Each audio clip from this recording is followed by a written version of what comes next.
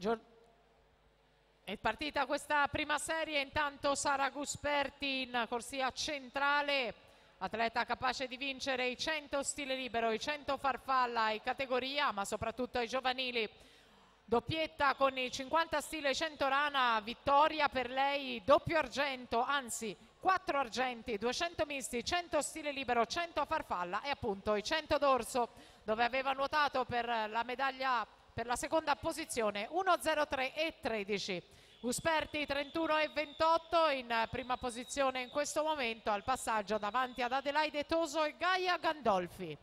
Primato della manifestazione 1.01 e 97 di Federica Meloni, stabilito nel 2010.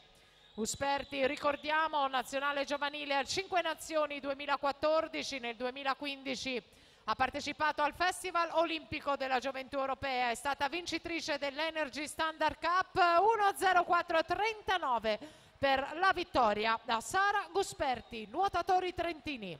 Adelaide Toso 1.05.96.